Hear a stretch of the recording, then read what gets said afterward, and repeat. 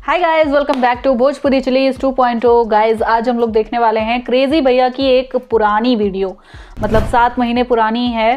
ठीक है, जैसा कि मैंने आपको पहले भी बताया था, जो क्रेजी भैया की न्यू जो लेटेस्ट वीडियो आती हैं उनका रिएक्शन मैं भोजपुरी चिलीज पर करती हूँ, और भोजपुरी चिलीज 2.0 पर मैं क्रेजी भैया की जो पुरानी वीडियोस हैं उनका रिएक्शन कर रही हूँ। तो आपको अगर दोनों देखना है तो दोनों के रिएक्शन देखने हैं, मतलब न्यू और पुरानी दोनों के, तो आपको दोनों चैनल सब्सक्राइब करने पड़ेंगे।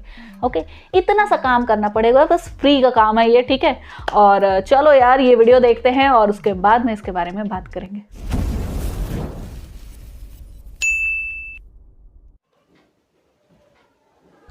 कुत्ता से भले चटवा ले तो कितना निर्दयी बाड़ू हो भौजी। अब बताओ लो भाई लोग, भौजी कुकुर से चटवा लेत रहलिया, लेकिन कोनो गरीब के एक टिपना देत रहलिया। ये करा ले बढ़िया तो साली हमारा का दे देले रही, बेकार में नु कुकुर से चटवावत रहलिया। इहो बात सही बावे, लेकिन तोरा पता नहीं खे कुकुर से चटवावत रहलिया नु, ओकरा में तुहो चटले बड़े। पता बा कैसे? कैसे? काहे से तुहो सरवा कुकुर ऐसा लौके कुत्ता बता दिया भाई लोग। आज हम फिर से बात करे वाला बानी कैप कॉमेडी के बारे में। तो भाई लोग यही से कहता नीनू कि ई वीडियो के नु शुरू से अंत तक ले देखिए लो, काहे से कि आज के वीडियो नु कुछ ज्यादा ही मजेदार होखे वाला बा। हाँ तोर बहन पेलो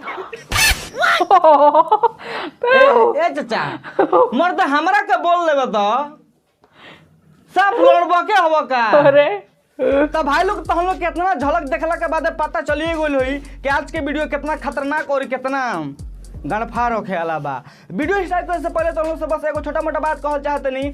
ई वीडियो बनावे के बस एक ही मकसद बावे, आप सभी के एंटरटेन कइला, आप सभी के हंसल हंसावल, ना कि केहू के दिल के ठेस पहुंचावल।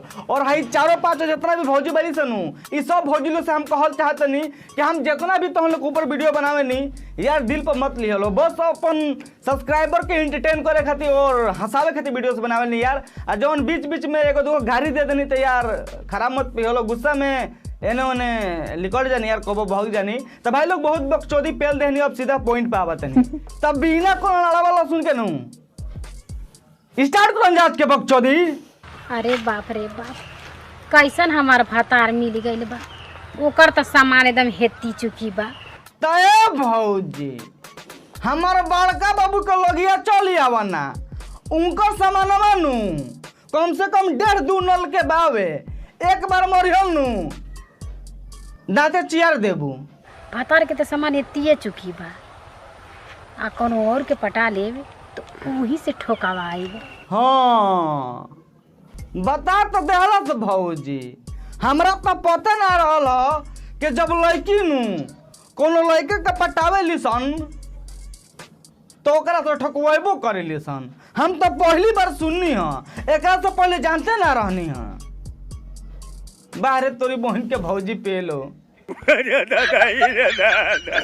हमेशा रउआ छोड़ के चल जाइला। बताई रउआ छोड़ के हमके चल गई बाहर, हमके ठोकवाए कितना मन करता, अरे अब पानी गिरता, बताइए ना हम का करी। तो नीचवा एगो बाल्टी लगा दो, सब पनिया स्टॉक हो जाई, आ जितना भी पानी स्टॉक होई नु हमार कैमरा मैन के दे दी हो, नहा ली। अरे चप्पल पड़ी।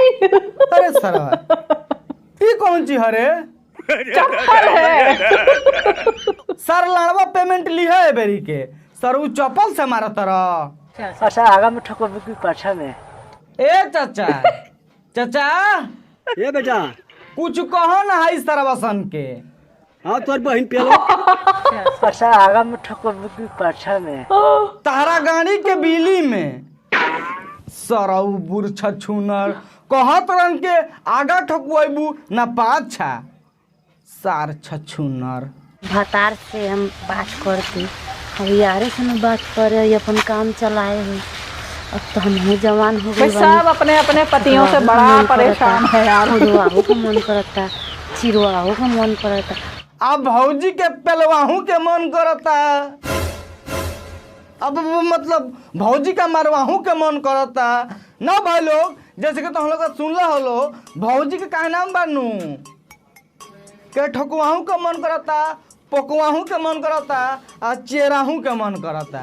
तो हमहू सोचनी हनु कि यही में तनी मिक्सर मसाला लपेट दही के औरी मजा आ जाओ।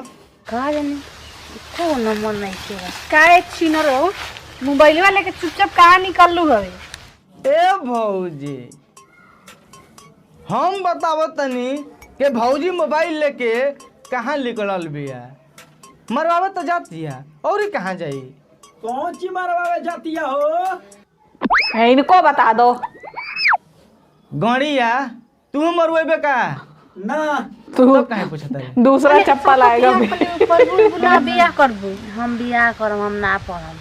पढ़ के तब ठकुआही के बा, तब सारा कमवा करही के बा। वाह भौजी वाह, का सोच बात है, का बात कहलू हो। तार है मतलब बात पढ़ सुनने लिख बाद के में सबको एक ही कसम से काम कहत होता नहीं, है। सैल्यूट मार के तारा का मन करता है। चाचा ए चाचा ए बेटा, कुछ कहो है भौजी के। हाँ तोर बहन पेलो। ये मेम आज ज्यादा ही ज्यादा यूज हो रहा। डायलॉग सुन के बहुत मजा आइल ह। काहे से का ये डायलॉग तानू हाय भौजी पर सेट करता। हम बियाह करब, हम ना पढ़ब।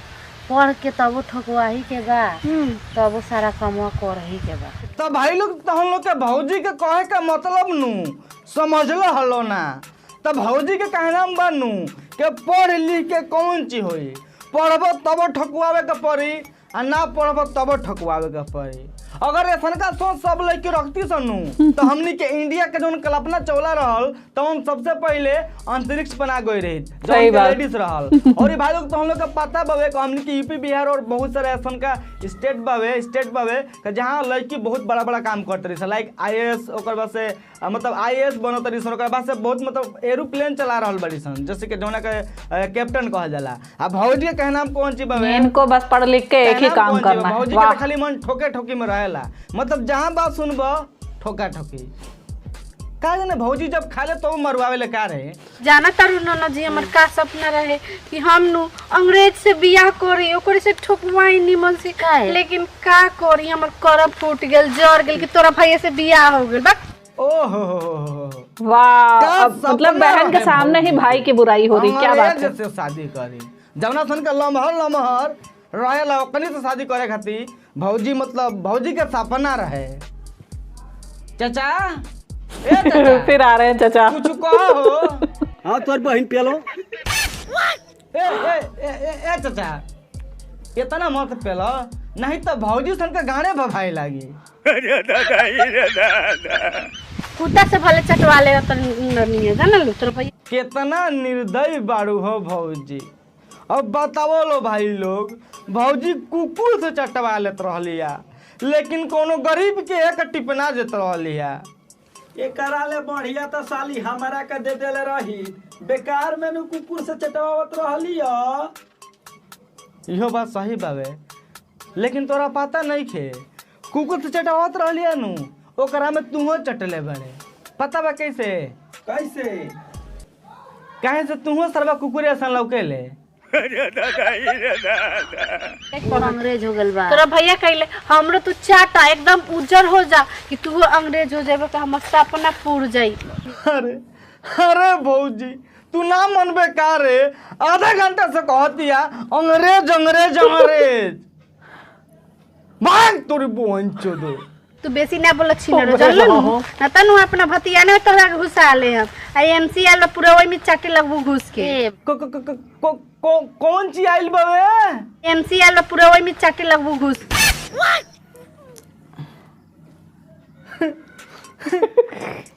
हे भगवान, हाय सरवा देखे से पहले हमार आँखिया काहे ना बहिर हो गइल ह। आँखिया बहिर हो गइल। कोहिया से आंख बहिर होखे लागल रे। हम तो सुनने बानी कि खाली काने बहिर होला। हाँ सरवा के बात में तो पॉइंट बावे। मतलब वो है कानवा बहिर हो गइल ह, मतलब कानवा काहे ना बहिर हो गइल ह। अब सुनत रहलो भाई लोग, भौजी के MC आइल बावे तो दूसरा से उ चटवाई। एका तो बढ़िया करी पहुंच दो, खिचड़ी बना के गांव में बांट दी। हाय रे हमारी यारवा बड़का यार बहुत छी। तो का हो गया मरियरवा वो इसको देखो बौने को। अरे सारा 3 फुटिया बा, तोरा मुठ मार के बनू तो जाके कहीं जंगल में मार ले आ शांति हो जो। लेकिन हाय हाय हाई कुल हरकत मत कर, नहीं तो जहाँ हमार दिमाग खराब होई नू सर उगणिया मार देम लगबो छपिटाए। ला बोले नहीं हाँ हमर नु सामान में नु कीड़ा काटा था छोक मने चल हमरा के ठोक दो। वाह भौजी वाह, का बात कहले बारू। तो भाई लोग तुम लोग का शायद समझले ना को बोलो भौजी कौन चीज कहल चाहती है। तो भौजी के कहना बनू कि जवन भौजी का सामान बावे मतलब वो है छेदवा का बात करत होई ओकरा में कीड़ा काटत रसन। तो बटिया से कहती है नू चलो ना होने ठोक द। बोलाई क्या चाचा के सरवा बोला ही के पड़ी। चाचा ए चाचा कुछ कहो। अचारे बहिनी के बेल घीचो सुनलू हनु तो चाचा आजकल गोरे में रह तरसन कबो ऐसा का मत हो खनु कि कहियो पकड़ा दो तू हमारे चाचावा से मारी ऐसन के नू लगबू छपिटाई तू हूँ। तो बस भाई लोग आज के बकचोदी यहीं खत्म करते नहीं। आई होप के तुम लोग को वीडियो देख के अच्छा लगल हो। तो भाई लोग वीडियो कैसा लगल कैसा ना प्लीज कमेंट करके बताइए लो। और वीडियो देख के कुछ ज़्यादा ही अच्छा लगल हुई तो लाइक कर दियो लो, अगर अच्छा ना लगल हुई तो डिसलाइक भी कर सकता लो। और सबसे इम्पोर्टेंट बात भाई लोग अगर हमारे वीडियोस देख के तुम कुछ ज़्यादा ही अच्छा लगल नू तो भाई चैनल को सब्सक्राइब कर लियो प्लीज़ यार। चैनल का सब्सक्राइब करने के बाद नू जवन बेल आइकन बानू तो ना के ऑल में प्रेस कर लियो ताकि मतलब ऑल में सेलेक्ट कर लियो ताकि हम जब भी नতুन वीडियो अपलोड करम सबसे पहले तो हम लोग को मिल जाए। तो मिला सर्व भुला गई तो मिला जी बाग सारा तो मिला जी फिर से एगो नेक्स्ट बात तुरी बोहन चोदो क्या हो रहा है। तो मिला जी फिर से एगो नेक्स्ट वीडियो में, तब तक के लिए बाय। ओके यार यहाँ पे ये वीडियो खत्म एंड कैप कॉमेडी मतलब क्या ही बोले उनके लिए कैप कॉमेडी। वो भाई साहब वो इन्होंने क्रेजी भैया ने जो बीच बीच में चाचा को मीम बनाकर लाया था वो भी बहुत बढ़िया चाचा थे। मतलब क्या ही थे भैया, क्या थे वो चाचा भी। मतलब फ़ोन पे बतिया रहे हैं कोई उधर से कुछ भी बोलेगा तो तुम यही बोलोगे चाचा जी। हद है यार। और इनके कॉमेडी वाली मतलब आंटियों के बारे में तो क्या ही कहें हम लोग, दीदियों के बारे में है ना। क्या ही कहें, इन्हें कुछ भी कहो भाई कोई फ़र्क नहीं पड़ता, ठीक है। और जैसा कि डिस्क्लेमर क्रेजी भैया ने शुरुआत में ही दे दिया था कि किसी को भी इंसल्ट करने का कोई इरादा नहीं होता है, बस रोस्ट वो एक फ़न के लिए होता है, ठीक है। तो आई होप आप लोग को रिएक्शन भी पसंद आया होगा। अगर अच्छा लगा हो तो प्लीज़ लाइक और शेयर ज़रूर करना। मैं मिलूंगी नेक्स्ट वीडियो में। Bye by.